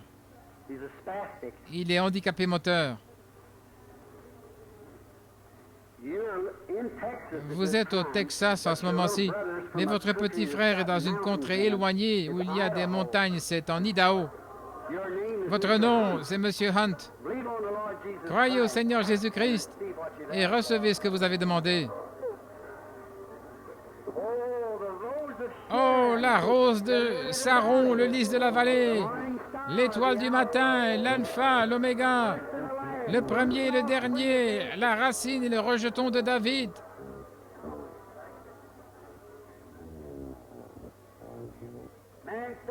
L'homme assis là souffre d'une double hernie. Une hernie, il a été opéré 2 fois à cause de cela. Monsieur Finland, du Mississippi, je ne vous connais pas, mais c'est la vérité. Croyez-vous? Ayez foi.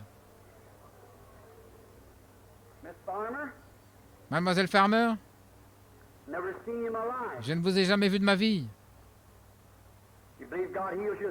Croyez-vous que Dieu guérit votre mal de gorge? Vous pouvez aussi aller au Mississippi, bien portante. Mademoiselle Boyd, à côté d'elle, vous êtes de Shreveport, je ne vous connais pas. Mais vous souffrez de boursite, de névrite. Soyez guéris. Je vous demande de croire au Seigneur. Je ne suis pas lui, mais il est ici.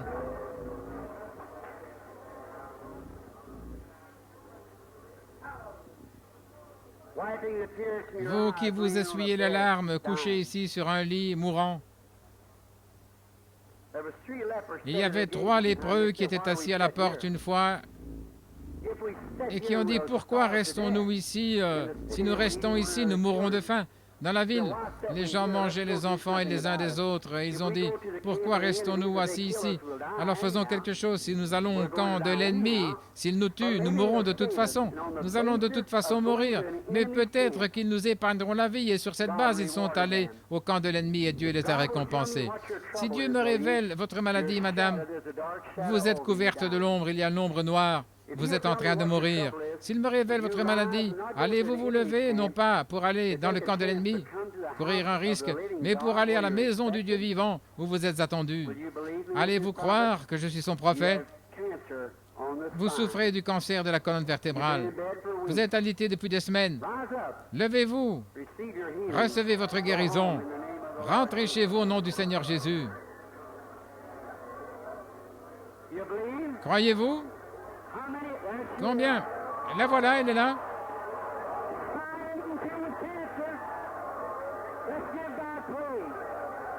Rendons gloire à Dieu.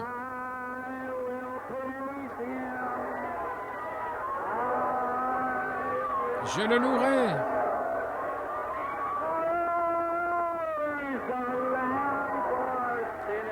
Louez l'agneau, immolé pour les pécheurs.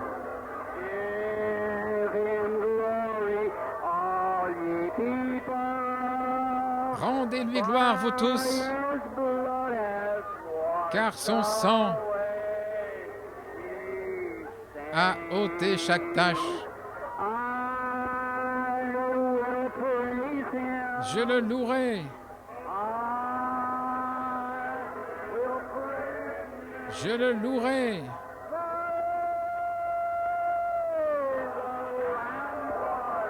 Louez l'agneau immolé pour les pécheurs.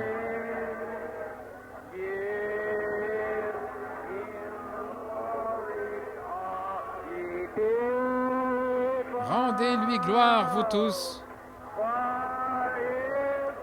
car son sang a lavé toute tache. Inclinons la tête.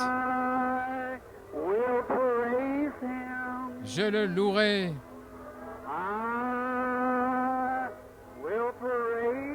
Je le louerai.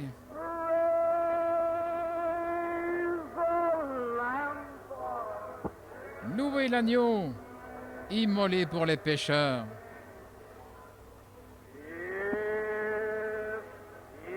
Rendez-lui gloire.